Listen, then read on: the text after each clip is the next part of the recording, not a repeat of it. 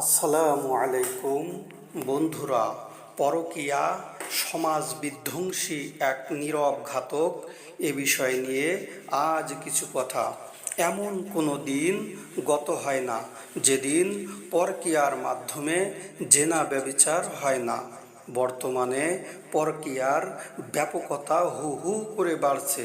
আমরা বিভিন্ন সংবাদ মাধ্যম, পেপার পত্রিকায় যা দেখি তা সিন্ধু থেকে বিন্দু মাত্র। আমাদের জানার বাইরে কত যে ব্যভিচার হয় তা আল্লাহই ভালো জানেন। পত্রিকা খুললেই দেখা যায় অমুক স্থানে অমুক প্রবাসীর স্ত্রীকে নিয়ে অমুক পালিয়েছে, অমুক ব্যবসায়ীর স্ত্রীকে নিয়ে কর্মচারী পালিয়েছে, অমুক স্বামী পরকীয়ার জেরে তার স্ত্রীকে হত্যা করেছে, অমুক স্ত্রী পরকীয়ার জেরে স্বামীকে হত্যা করেছে, অমুক স্থানে পরকীয়ার জেরে নিজ সন্তানকে নৃশংসভাবে হত্যা করেছে। আরও বহু রকম সংবাদ আমরা দেখতে পাই। পরকীয়ার কারণে প্রতিদিন কত প্রাণ যে ঝরে যায় একমাত্র আল্লাহ ভালোই জানেন। হাদিসে নবী সাল্লাল্লাহু আলাইহি ওয়াসাল্লাম বলেন, মহিলারা হচ্ছে আওরাত, ঢেকে রাখার বস্তু। সে বাইরে বের হলে শয়তান তাকে সুশোভিত করে উপস্থাপন করে। অন্য বর্ণনায় রয়েছে, সে পুরুষদের দৃষ্টিতে তাকে সুশোভিত করে উপস্থাপন করে। আপনি রাস্তায় বের হলে শয়তান অসুন্দর মেয়েকে আপনার চোখে রঙিন আর সুন্দরী করে উপস্থাপন করে। এখন আপনি এই মেয়েকে বিয়ে করার প্রস্তাব দেন, তাকে দেখতে তার বাড়িতে যান, দেখবেন আপনার তাকে পছন্দ হচ্ছে না। এখন পছন্দ হচ্ছে না কেন? অথচ রাস্তায় যে পছন্দ হয়েছিল, ওই যে শয়তান তাকে আপনার দৃষ্টিতে সুন্দর করে উপস্থাপন করেছে। এখন উপস্থাপন করেনি, তাই আপনার পছন্দ হয়নি। হারাম কাজের প্রতি মানুষ ধাবিত হয় কেন জানেন? শয়তান হারাম কাজকে মানুষের কাছে সৌন্দর্যমণ্ডিত, আকর্ষণীয় করে তোলে, যার ফলে মানুষ হারাম কাজের দিকে ধাবিত হয়। আল্লাহ তাআলা বলেন, শয়তান তাদের কাজগুলোকে সুশোভিত করে উপস্থাপন করে।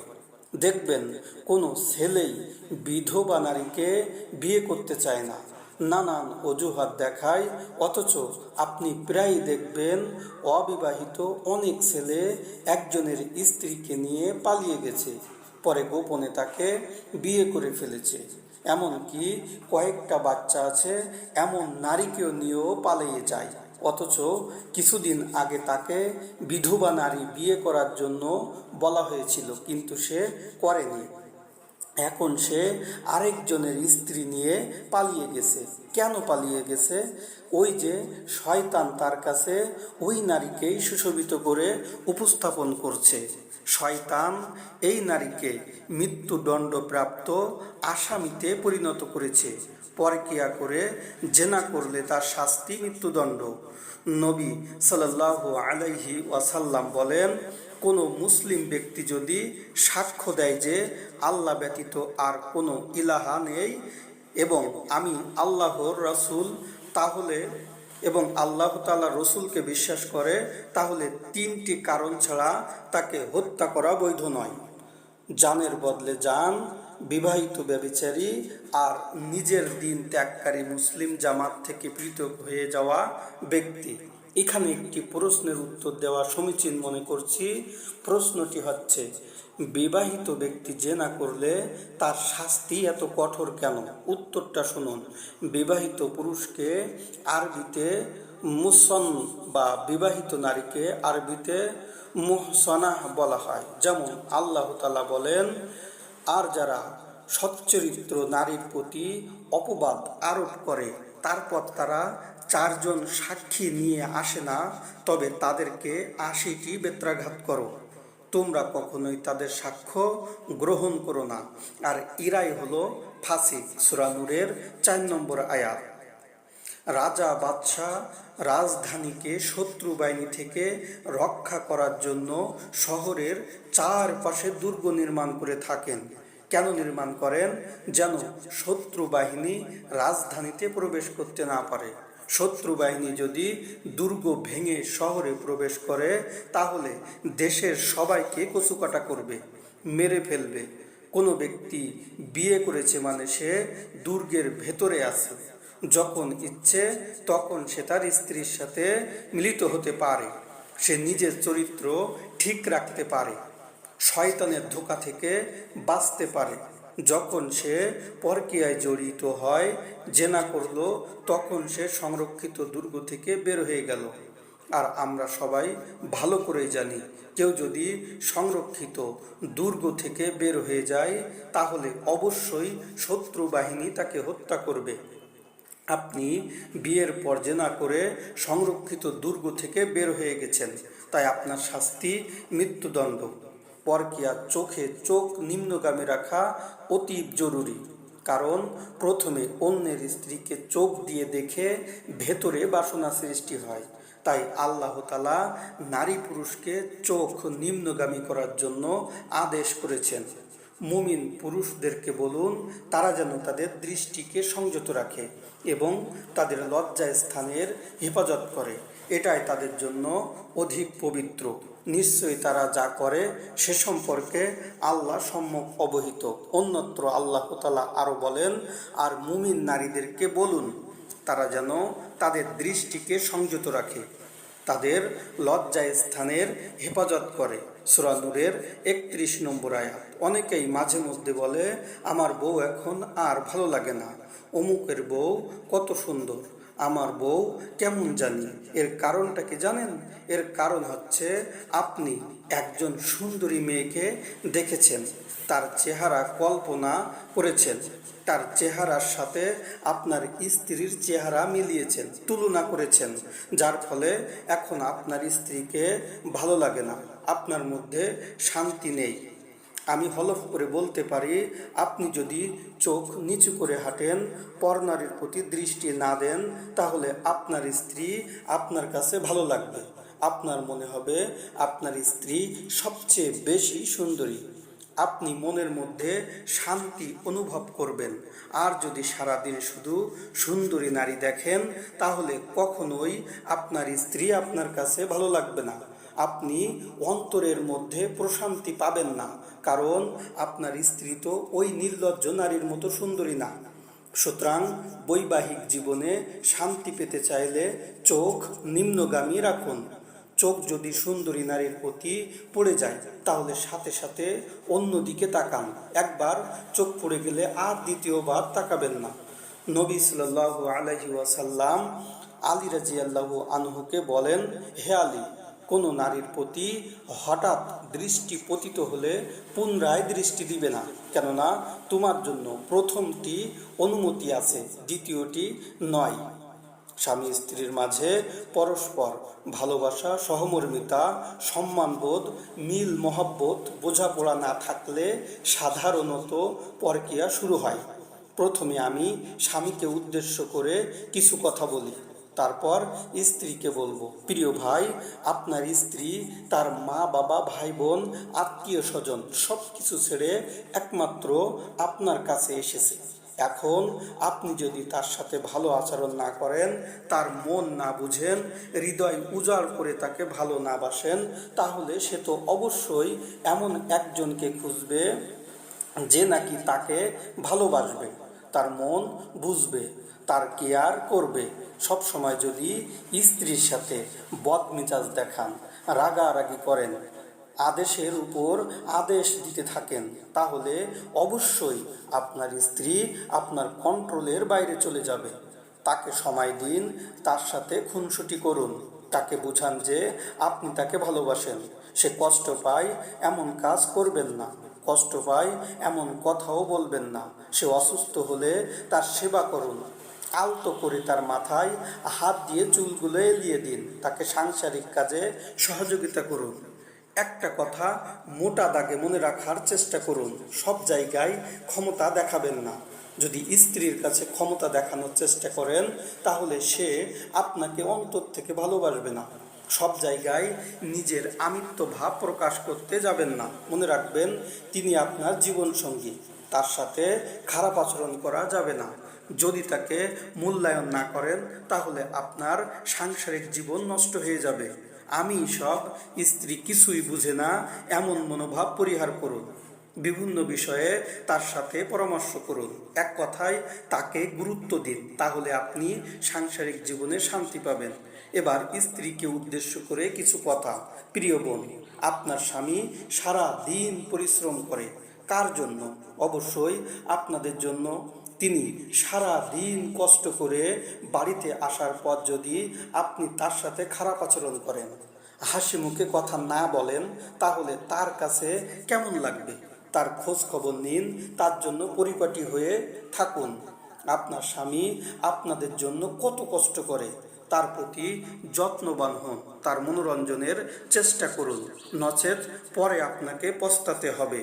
আপনার স্বামী অন্য নারীর প্রতি আকৃষ্ট হবে। স্ত্রীকে সৃষ্টি করা হয়েছে স্বামীকে শান্তি দেওয়ার জন্য। প্রশান্তি না পায় তাহলে সে প্রশান্তির জায়গা খুঁজে নেবে। মাঝে মধ্যে স্বামীর কাজে সহযোগিতা করুন। তার মাথার চুল আলতো করে এলিয়ে দিন। কিছু সময় তার সাথে রোমান্টিক কথা বলুন। তাকে যে ভালোবাসেন এ কথা বোঝান।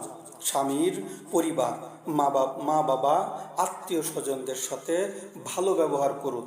পৃথিবীতে আপনার স্বামী সব। একটা বিষয় লক্ষ্য করুন, আপনার বাবা মা আপনাকে জন্ম দিয়েছে, বড় করেছে, লেখাপড়া শিখিয়েছে, তারপর বিয়ে দিয়ে দিয়েছে। তারপরও তারা যদি মারা যায় তাহলে আপনি 3 দিনের বেশি তাদের জন্য শোক পালন করতে পারবেন না। কিন্তু স্বামী এমন এক পরমাত্মীয় যে মারা গেলে অবশ্যই আপনাকে 4 মাস 10 দিন শোক পালন করতে হবে। আপনার মা মারা গেলে মাত্র 3 দিন শোক। আশা করি স্বামী যে কি জিনিস তা বুঝতে পারছেন। স্বামীকে অবহেলা করবেন না, তাহলে একটা সময় সবাই আপনাকে অবহেলা করবে। পরকীয়া রোধে স্বামী স্ত্রীর পরস্পর ভালোবাসার বিকল্প নেই। আপনি যদি দেশে থেকে মোটামুটি স্বাচ্ছন্দ্যের সাথে চলতে পারেন তাহলে স্ত্রীকে রেখে কখনোই বিদেশ যাবেন না। স্ত্রীকে ছাড়া আপনার যেমন কষ্ট হয়, অনুরূপ আপনাকে ছাড়া আপনার স্ত্রীও একা থাকতে কষ্ট হয়। আপনি বিদেশ চলে গেলে অনেক শকুনের চোখ পড়ে আপনার স্ত্রীর প্রতি। তারা বিভিন্নভাবে আপনার স্ত্রীকে ফুসলাবে। আর এদিকে চিরশত্রু শয়তান তো আছেই। টিভি, পেপার, পত্রিকায় প্রতিদিনই সংবাদ আসছে প্রবাসীর স্ত্রী আরেকজনের সাথে সবকিছু নিয়ে পালিয়েছে। আমার দেখা একজন প্রবাসীর স্ত্রী 10 ভরি স্বর্ণ, 14 লাখ টাকা নিয়ে অন্য ছেলের সাথে পালিয়ে গেছে। বলুন তো, আপনার আর আপনার স্ত্রীর দিনে কয় কেজি চাল লাগে? সর্বোচ্চ 2 কেজি। আপনি যে টাকা উপার্জন করেন তা দিয়ে মোটামুটি ভালোই চলা যায়। কেন বিলাসিতার জন্য প্রবাসে যাচ্ছেন? আপনি জানেন কত ছেলে আপনার স্ত্রীকে মেসেঞ্জারে নক করে? কত ছেলে আপনার স্ত্রীর ইমো, হোয়াটসঅ্যাপে নক করে? আমরা জানি আপনার স্ত্রী ভালো চরিত্রের অধিকারী, সে ওগুলা পাত্তা দিবে না। একটা কথা মনে রাখবেন, শয়তান কিন্তু আমার আপনার পেছনে সব সময়ের জন্য লেগে আছে। কোনো সময় আপনার স্ত্রীকে বিপদগামী করে ফেলবে তা বলা যায় না। স্বামী স্ত্রীর মাঝে ঝগড়া বা বিচ্ছেদ সৃষ্টি করতে পারলে কিন্তু শয়তান যার পর নাই পুলকিত হয়, আনন্দিত হয়। বিশ্বাস হচ্ছে না? তো হাদিস থেকে জেনে নেই। নবী সাল্লাল্লাহু আলাইহি ওয়াসাল্লাম বলেন, ইবলিস পানির উপর তার আরশ স্থাপন করে, তার বাহিনী প্রেরণ করে। তন্মধ্যে তার সর্বাধিক নৈকট্য অর্জনকারী সেই যে সবচেয়ে বেশি ফিতনা সৃষ্টিকারী। তাদের একজন এসে বলে, আমি অমুক অমুক কাজ করেছি। সে বলে, তুমি কিছুই করনি। এরপর অন্যজন এসে বলে, অমুকের সাথে আমি সকল প্রকার ধোঁকার আচরণই করেছি, এমনকি তার থেকে তার স্ত্রীকে আলাদা করে দিয়েছি। তারপর শয়তান তাকে তার নিকটবর্তী করে নেয় এবং বলে, হা, তুমি খুব ভালো। নবী সাল্লাল্লাহু আলাইহি ওয়াসাল্লাম নারীদের কাছের সাথে তুলনা করেছেন। হাদিসটি দেখুন। নবী সাল্লাল্লাহু আলাইহি ওয়াসাল্লাম এক সফরে ছিলেন। তার আনজাসা নামে এক গোলাম ছিল। সে হুদি গান গেয়ে উটগুলো হাঁকিয়ে নিয়ে যাচ্ছিল। তিনি তাকে বললেন, হে আনজাসা, তুমি ধীরে উঠ হাঁকাও, তুমি কাচের পাত্রদের ভেঙে ফেলো না। এখানে কাচের পাত্র মানে নারী। কাছে একটু আঘাত লাগলেই ভেঙে যায়। ছেলেদের কোনো কথায় আপনার স্ত্রী দুর্বল হয়ে যায় তা বলা মুশকিল। আপনি বিদেশ চলে গেলে আপনার বাড়ির আশেপাশের অনেক যুবক ছেলেই অনায়াসে আপনার স্ত্রীর সাথে কথা বলতে আসে। একাকী হয়। শয়তান কিন্তু তখন বসে থাকে না। নবী সাল্লাল্লাহু আলাইহি ওয়াসাল্লাম বলেন, কোনো পুরুষ কোনো নারীর সাথে নির্জনে অবস্থান করলেই তৃতীয় জন হয় শয়তান। আপনি প্রবাসে থাকলে আপনার স্ত্রী যে আপনাকে না জানিয়ে কত জায়গায় যায় তা কি আপনি জানেন? আপনার স্ত্রী একা একা মার্কেট করতে যায়, বাজার করতে যায়, তার বাবার বাড়ি যায়, বান্ধবীর সাথে দেখা করতে যায়, আরও কত জায়গায় যে যায়। আপনি কতক্ষণ তাকে দেখে রাখবেন? আপনি কতক্ষণ তার সাথে ফোনে কথা বলবেন? আপনার তো কাজ করতে হবে। প্রবাস জীবন এটা বাবার হোটেল না, কাজ না করলে আপনাকে টাকা দিবে না। এখানে একটি গুরুত্বপূর্ণ কথা মনে করিয়ে দিচ্ছি, আপনারা লক্ষ্য করবেন, মানুষ তার প্রতিবেশীর স্ত্রীর সাথে পরকীয়া বা জেনা করতে প্রস্তুত থাকে। প্রতিবেশী যদি তার স্ত্রীকে রেখে বিদেশ যায়, দূরে কোথাও চাকরি করতে যায়, তখন শয়তান এখানে একটি ইন্ধন দেয়। এর কারণ কি জানেন? একটা হাদিস উল্লেখ করলে বিষয়টি ভালো করে বুঝতে পারবেন। নবী সাল্লাল্লাহু আলাইহি ওয়াসাল্লামকে প্রশ্ন করা হয়, কোন পাপ সবচেয়ে বড়? এর উত্তরে নবী সাল্লাল্লাহু আলাইহি ওয়াসাল্লাম বলেন, তোমরা প্রতিবেশীর স্ত্রীর সঙ্গে ব্যভিচার করা। প্রতিবেশীর স্ত্রীর সাথে জেনা করা হচ্ছে সবচেয়ে বড় পাপের মধ্যে একটি। শয়তান চায় বড় পাপ করে মানুষ জাহান্নামী হোক। এজন্যই প্রতিবেশীর স্ত্রীর সাথে পরকীয়া বা জেনা করার জন্য পার্শ্ববর্তী যুবককে সে উদ্বুদ্ধ করে। আরও একটা বিষয় লক্ষ্য করুন, আল্লাহ তাআলা স্ত্রীকে বলেছেন পুরুষের পোশাক। এখন আমার কথা হচ্ছে, পোশাকটি শরীরের সাথে থাকে নাকি এটা আলাদা বাড়িতে পড়ে থাকে? অবশ্যই শরীরের সাথে লেগে থাকে। আপনি যেখানে যাবেন, যেখানে থাকবেন, সেখানে পোশাক নামক এই স্ত্রীকে সাথে নিয়ে যাবেন, নচেত আপনি অন্তরের দিক থেকে উলঙ্গ থাকবেন। আপনি চাকরি করলে পাশে বাসা ভাড়া করে আপনার স্ত্রীকে নিয়ে যাবেন, কখনো তাকে একা রেখে যাবেন না। সুতরাং বেশি সমস্যা না হলে স্ত্রীকে একা রেখে প্রবাসে পাড়ি জমাবেন না। আল্লাহ তাআলা বলেন, হে নবী পত্নীগণ, তোমরা অন্য নারীদের মতো নও। যদি তোমরা আল্লাহর তাকওয়া অবলম্বন করো, তাহলে পরপুরুষের সাথে কোমল কণ্ঠে কথাবার্তা বলো না, কারণ এতে যার অন্তরে ব্যাধি আছে সে প্রলুব্ধ হবে। সুতরাং তোমরা ন্যায়সঙ্গত কথা বলবে। নারীরা পরপুরুষের সাথে মধুর সুরে কথা বলবে না, এতে করে দুষ্ট লোকেরা বেশি কথা বলতে চায়। কেউ যদি আপনার মোবাইলে ফোন দেয়, তাহলে বেশি কথা না বাড়িয়ে দ্রুত ফোন রেখে দিবেন। অনেক সময় দেখা যায় নারীর কণ্ঠস্বর শুনে পুরুষরা তার প্রতি আকৃষ্ট হয়। নারীদের আল্লাহ তাআলা সৃষ্টি করেছেন এক আকর্ষণীয় আকৃতিতে। সুতরাং আপনার স্ত্রী যেন কোনো পরপুরুষের সাথে কোমল সুরে কথা না বলে। স্ত্রী যদি স্বামীর হক তথা সহবাসে অপারগতা প্রকাশ করে, তাহলে স্ত্রীর উচিত নিজে থেকে স্বামীকে বিয়ে করিয়ে দেওয়া। কিন্তু কোনো স্ত্রী এটা করতে চায় না। কোনো স্বামী যদি তার চাহিদা পূরণ করার জন্য বিয়ে করে, তাহলে স্ত্রী তার বিরুদ্ধে মামলা করে। কোনো স্বামী যদি সঙ্গত কারণে একাধিক বিবাহ করতে চায় আর স্ত্রী স্বামীকে বিয়ে করতে বাধা দেয়, তাহলে ওই স্ত্রী অবশ্যই গুনাহগার হবে। প্রিয় বোন আমার, আপনি কি আপনার স্বামীকে জেনাকারী বানাতে চান? আপনি কি তাকে জাহান্নামী করতে চান? তাহলে কেন তাকে বিয়ে করতে দিচ্ছেন না? আল্লাহ তাআলা তো তাকে বিয়ে করার অনুমতি দিয়েছেন। তোমরা বিয়ে করো নারীদের মধ্যে যাকে তোমাদের ভালো লাগে, 2টি 3টি অথবা 4টি। সূরা নিসা 3 নম্বর আয়াত। আপনার কি মন চায় না যে আপনার স্বামীর সাথে জান্নাতে থাকতে? যদি আপনার মন চায়, তাকে জান্নাতের কাজে সহযোগিতা করুন। এখন আপনি যদি তাকে বিয়ে করতে না দেন অথবা তার বিরুদ্ধে মামলা করেন, তাহলে আপনার স্বামী কিন্তু ভয়ে বিয়ে করবে না ঠিকই, কিন্তু সে গোপনে পরকীয়ায় লিপ্ত হবে। সরাসরি পতিতালয়ে গিয়ে জেনা করবে। যৌন ক্ষুধা এমন এক ক্ষুধার নাম যা নিয়ন্ত্রণ করা কঠিন। এজন্যই দেখেন না রাস্তাঘাটে বাসে নারীরা ধর্ষণের শিকার হয়। কিছুদিন আগে শুনলাম এক প্রভাবশালী ব্যক্তি এলাকার সুন্দরী মেয়েদের সাথে পরকীয়া করে বেড়ায়। বিষয়টা এমন নয় যে তার স্ত্রী জানে না, তার স্ত্রী জানে কিন্তু বলে না, কারণ তার স্ত্রীর যৌবন শেষ হয়ে গেছে। তার স্ত্রী তাকে বিয়ে করতে দিচ্ছে না, কিন্তু তার স্ত্রী অন্যান্য সুন্দরী মেয়েদের সাথে তাকে পরকীয়া করতে দিচ্ছে, কিন্তু বৈধ বিয়ে করতে দিচ্ছে না। প্রিয় বোন, আপনার স্বামীকে পরকীয়া থেকে বাঁচাতে হলে তাকে বিয়ে দেন, কারণ আপনার যৌবন 40 অথবা 45-এর আগেই শেষ হয়ে যায়, কিন্তু আপনার স্বামীর মৃত্যু পর্যন্ত যৌবন থাকে।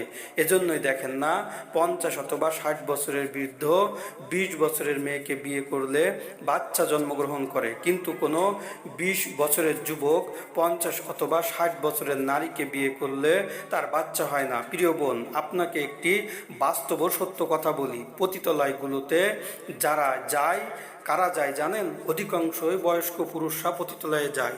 তাদের টাকা পয়সা আছে, শারীরিক ক্ষমতা আছে, কিন্তু প্রথম বউ দ্বিতীয় বিয়ে করতে দিচ্ছে না, তাই তারা অপারগ হয়ে পতিতালয়ে যাচ্ছে।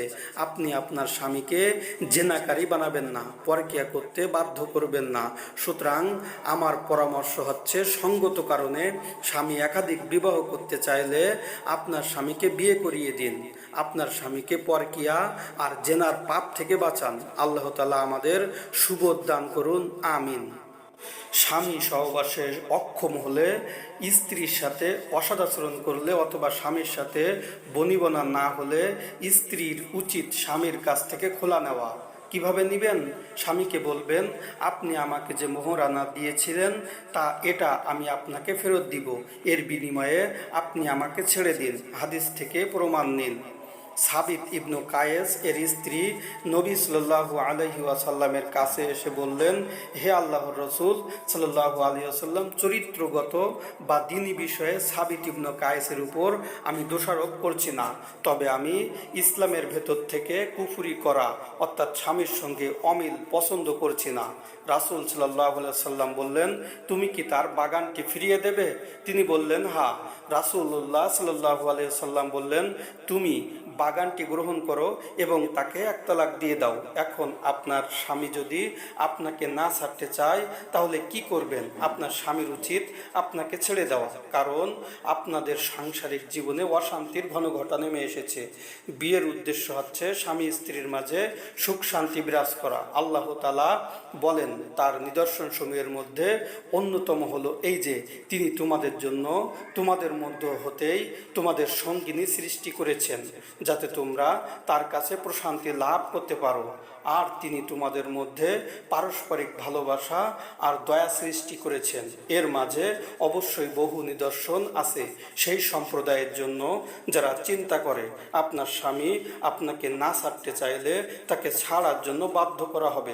প্রয়োজন হলে আপনি আইনে সহায়তা নিতে পারবেন, তবে কোনো কারণ ছাড়া ঠুনকো অজুহাতে আপনি আপনার স্বামীর কাছ থেকে খোলা চাইতে পারবেন না।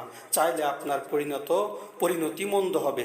নবী সাল্লাল্লাহু আলাইহি সাল্লাম বলেন, যে কোনো নারী কোনো সঙ্গত কারণ ছাড়াই তার স্বামীর নিকট থেকে তালাক চায়, তার জন্য জান্নাতের ঘ্রাণও হারাম। অনেক সময় দেখা যায় স্ত্রীর পরপুরুষের সাথে পরকীয়া থাকে, এরপর বলে এই স্বামী আমার ভালো লাগে না, তারপর স্বামীর কাছে খোলা চায়।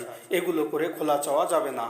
আল্লাহ তাআলা পরকীয়া নামক মহামারী থেকে আমাদের মুসলিম উম্মাহকে হেফাজত করুন, আমিন।